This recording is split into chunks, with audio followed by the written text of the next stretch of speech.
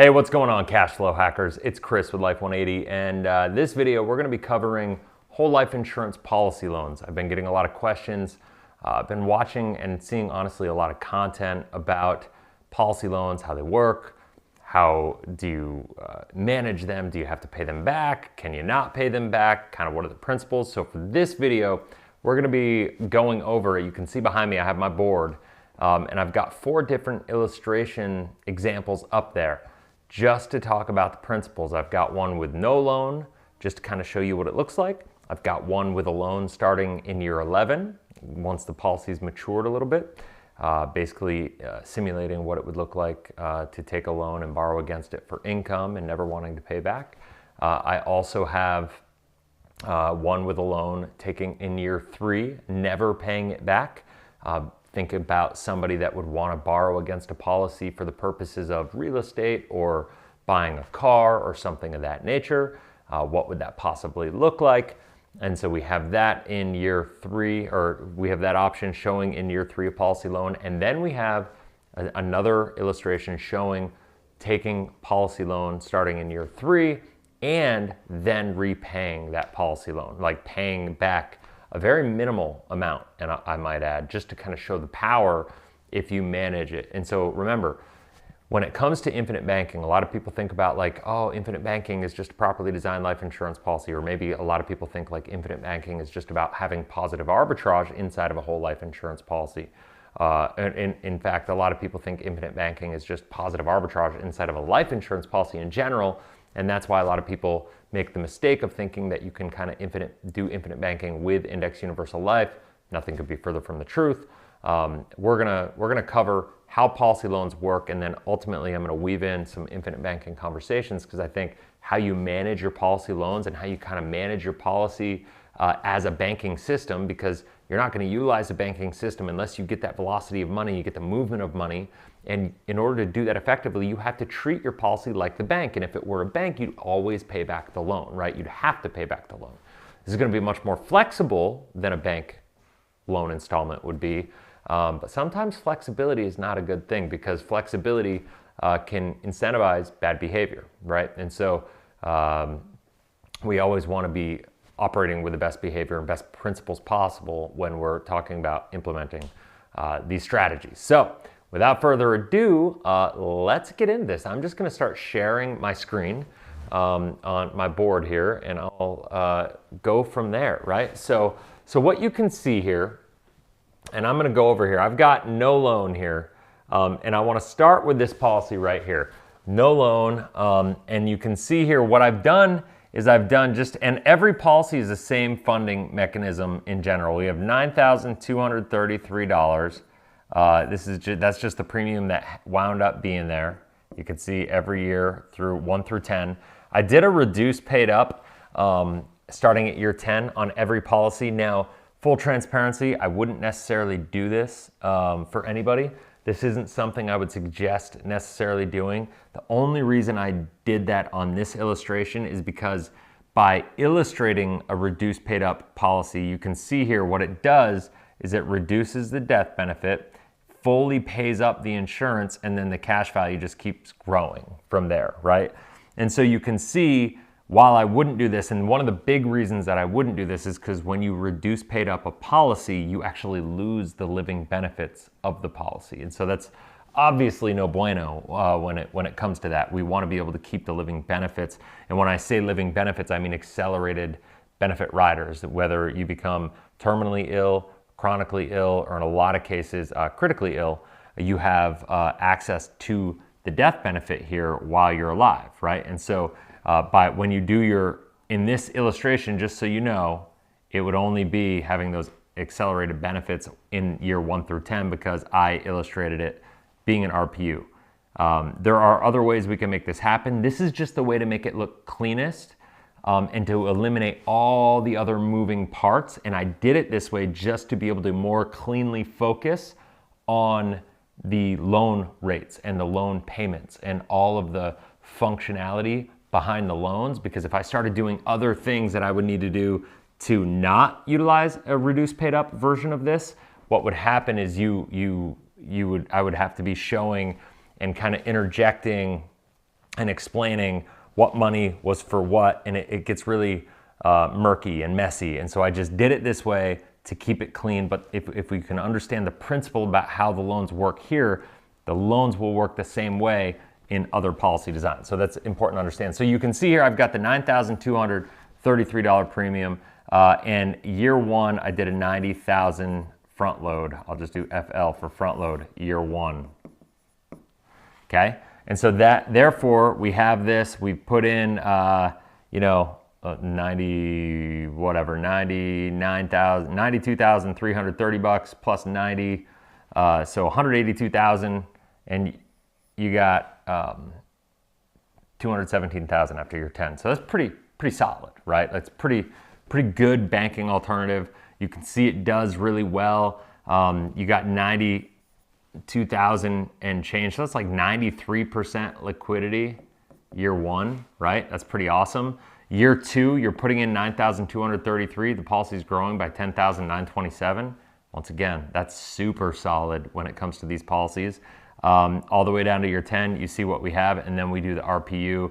Once again, this has no loan. This just becomes a banking account on steroids. I'm not showing you utilizing this for a loan or anything of that nature, but by the time we hit year, I guess 65 here, you go down and we have $509,000 of death benefit, or of cash value, with $739,000 of death benefit. And I just want to focus on these for a second. Year 70, or age 70, I should say, year 35, you got 624 of cash value and 840 of death benefit. So you can see here, because we're doing paid up additions pretty heavily in this policy, we have a situation, and because we did so many front-loaded paid up additions, we have the death benefit is going up as the cash value increases. And so it's powerful stuff. So now let's get to the point of the video, now that we got the foundation kind of set so you can kind of understand what's happening here, right? So a lot of people say, and this is kind of, and I want to make sure this is really clear. You could see here that I have a loan coming out year 3, right? So there's a negative 92,000 increase in net cash value in this column. There's a negative 92,000. Now, full transparency, this is a $100,000 loan, okay, in year 3. Now, what we're doing is I actually selected that I want the dividends to pay the interest on this loan. So it helps pay the loan. Rather than having the dividends buy more paid up additions, when there's a loan out on the policy, I want to use the dividends to help service and manage that loan so I can pay it back faster, or I can manage it. In this instance, we're taking this loan in year 3 and we're never paying back, right?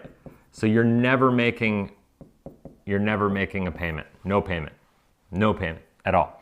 And so what happens though, because of the fact, and this is what's really, really important to see, because a lot of people, I think, get into these policies and they want to utilize that money, get it moving right away, and they use it for depreciating assets. They use it for even cash flowing assets, and they're told that you don't ever have to pay it back, and all will be fine, and you're going to make you're going to be just fine, and the policy will never have an issue because you have positive arbitrage. That's something that's missold a lot. And listen, on a spreadsheet, I can make it look like really fancy things, but this is why life insurance companies and compliance have problems with people utilizing third-party stuff that's not in coordination with the illustration, right? You always got to be able to back stuff up. Whatever you're seeing on a spreadsheet, it has to be backed up with an illustration.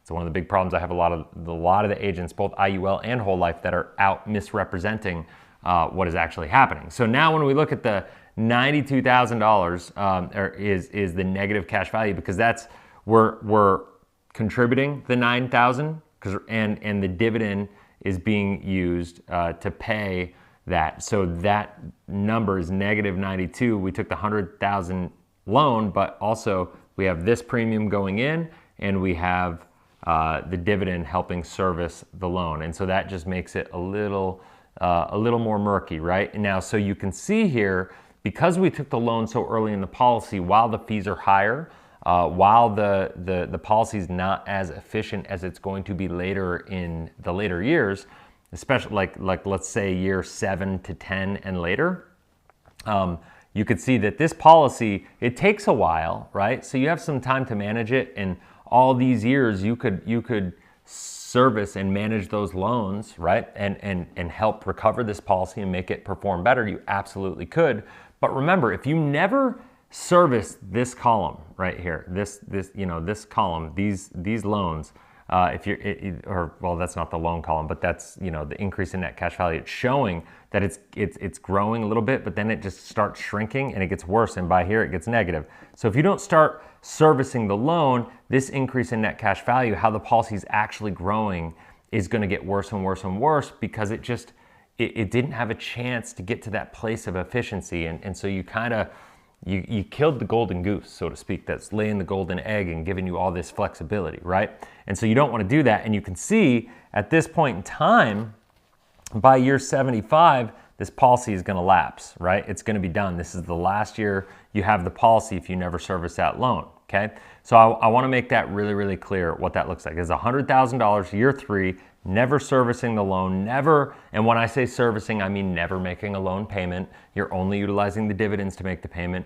And this just goes to show you, this is a non-direct recognition policy company, right? So even in that, if you don't service a loan, you're going to have a problem if you take the loan too early. And I think it's really important to understand that. And I think a lot of people don't get that concept. They don't understand that concept. And I think it's important that you do understand that concept. Now, here we go. Same exact variable. You can see I'm taking a loan instead of year 3. You can see year 3, we didn't do anything right here, right? You're still going up in net cash value.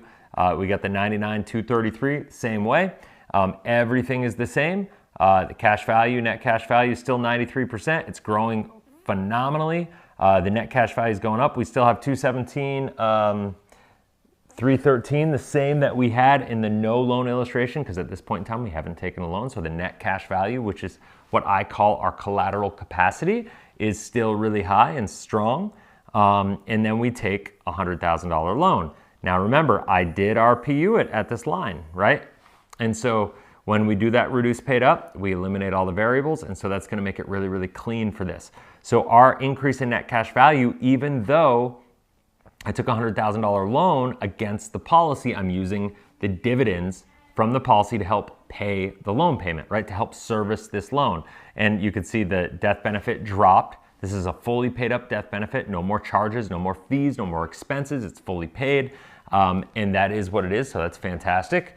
But here we go. You can see that because we did this and the policy is much more mature, you can see that the policy keeps growing and it's growing and it's growing. And it's not until year 67 that it starts to maybe have some issues.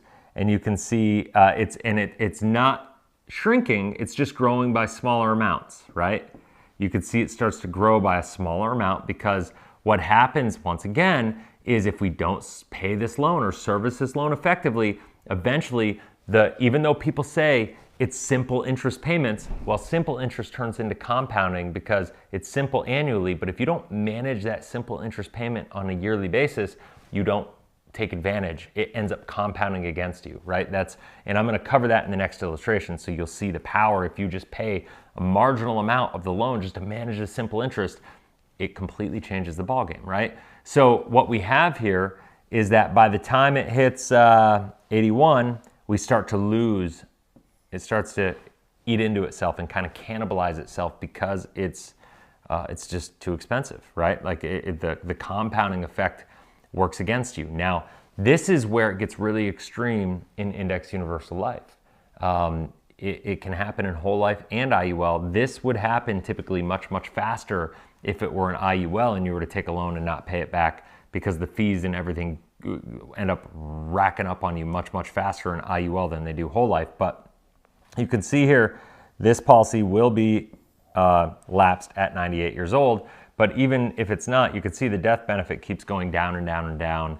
And it's just not optimal, right? It's not what you're looking for. So now let's go back to the first option and let's take a look and say, all right, at year 100 here, and this would go to year 120. I just didn't do the third page here. I didn't get the snapshot of that.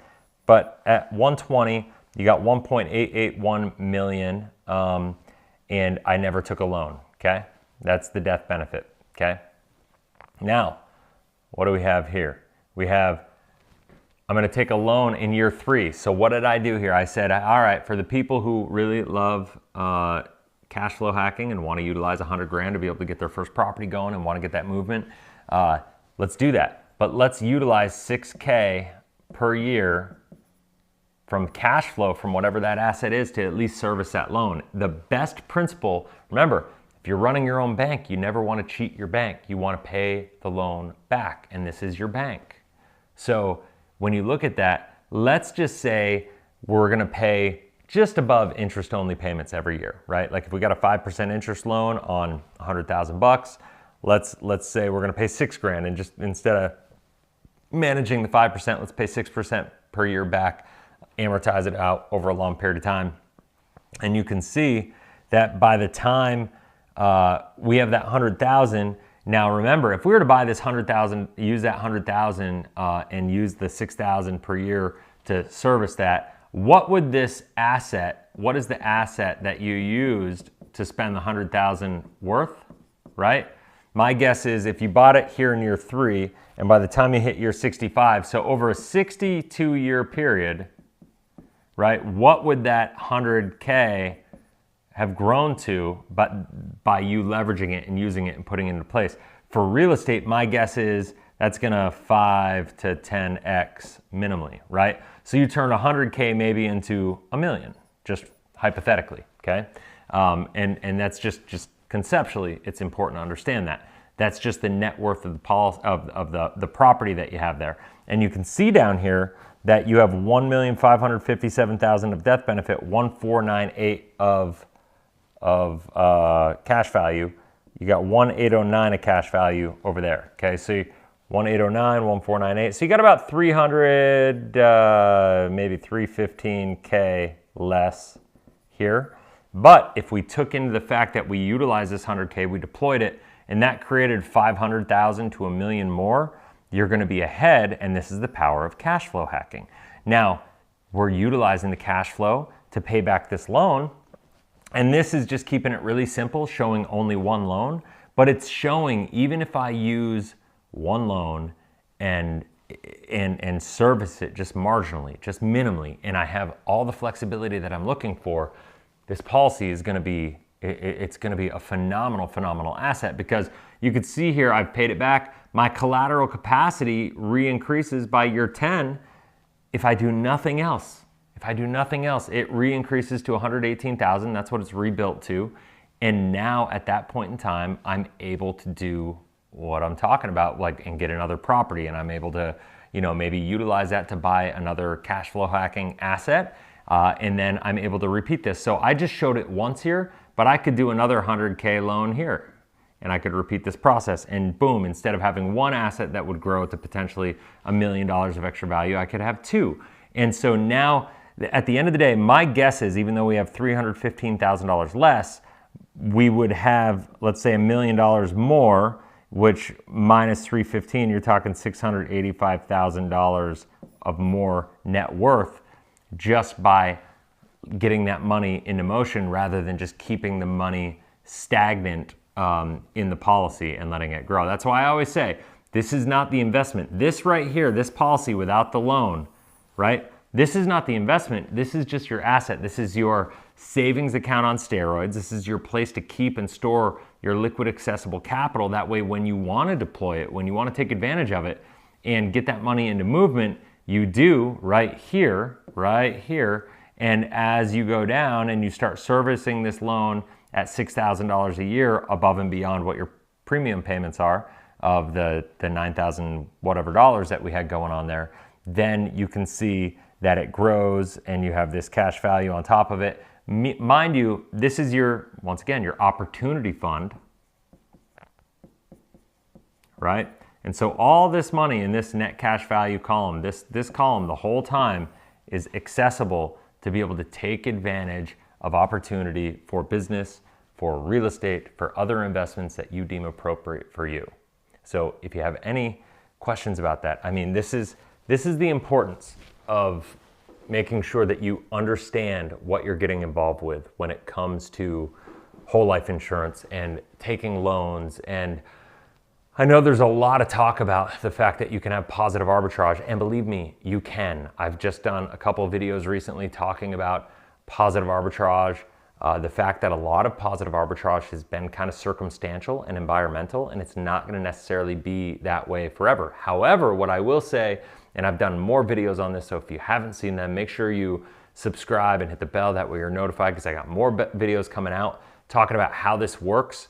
And I've got videos. I would go to the Life 180 main channel, look at my videos tab, check them out, because there's a lot going on there as far as videos I've done recently that really show you how even without positive arbitrage, a properly designed whole life insurance policy will give you the liquidity, use, and control of your money to be able to make an impact. I always call it the BASF. It's not the investment you make. It makes the investments you make better, because it gives you more control and flexibility and security, and it gives you the opportunity fund so you can go out and behave like a good investor and not a speculator like most people are when they do their investments. So I know there's a lot there, but I wanted to, rather than go and just run an Excel spreadsheet and show positive arbitrage and do all this stuff, I wanted to be real and just show you an illustration and an exact layout and what different illustrations look like and how they actually perform based on how you behave with your policy loans. Because let's face it, like I said, this is a great emergency fund if you never take a policy loan, hopefully, and if that were your purpose, to have it as an emergency fund and as a banking alternative to kind of keep as your emergency fund, to never have to dive into and to just have it there and keep, instead of keeping it in a savings account, keeping it in your whole life policy. It's a great alternative, don't get me wrong. So if you never touched it, that would be a fantastic way to get your dollars to perform more than one duty in your life. However, if you're going to utilize this for banking purposes, i.e. infinite banking, i.e. you want to get that money moving and use it to buy assets and finance major capital purchases in your life, you got to understand how it's going to impact and all the different moving parts. And I'm just a big believer you should never put money into anything you don't understand. And hopefully you seeing the actual illustrations and how they operate differently based on the different variables, i.e. taking a loan early versus giving it a little time to mature before you do, taking it early and not servicing it, taking it early, taking a loan early and then servicing it properly is an amazing thing, right? And so it's just really seeing that. I didn't want to show it on an Excel sheet or a Google Sheets or anything like that, because of the fact that it's just not transparent. And a lot of people do that and they make it look better than it is. I'm a huge believer this is amazing one way or the other. When you look at it, when you understand it, it's the reason the more successful people are, the more they understand this. And so if you don't understand this, my encouragement to you is dive deeper, do more research. If you're questioning it, if it seems too good to be true, my encouragement is dive deeper, educate yourself. Don't throw it out. Don't discard it. Don't discount it. I would say take the time to really learn this, because once you do, the math, the behavior, the control, the fact that I think this is the only strategy in the world that I know of that's going to force you to become who you need to be to get to where you want to go. That's what this is all about. I'm also a huge believer that you need to invest for cash flow, right? And if you need to invest for cash flow, this is the best place, the best foundational asset you can utilize to help make you a better cash flow investor. So that's that. If you have any questions, and I'm sure there are many, go ahead and comment in the comment section below. And by the way, I'm doing this little survey right now. If you're here right now and you're listening to me and you're hearing me speak right now, go ahead and put like an emoji in a comment section for me, just so maybe like a thumbs up, and don't hit the like button. I mean, hit the like button, but in addition to that, leave a comment. I want to see how many people are getting to this stage of the video, and let me know kind of what your thoughts are. If this is valuable, what you took from this, give me some feedback if you could, because I want to make sure that these videos, and I try to make sure every video I make is not fluff. I want it to be just like right to the point. I realize I'm not the most entertaining guy, but I hope to be one of the more educational, straightforward guys in this space on the internet. So hopefully that resonates with you. So if you haven't already, hit the subscribe button, click that bell, that way you're notified. And until next video, have a blessed, inspirational day. We'll talk soon.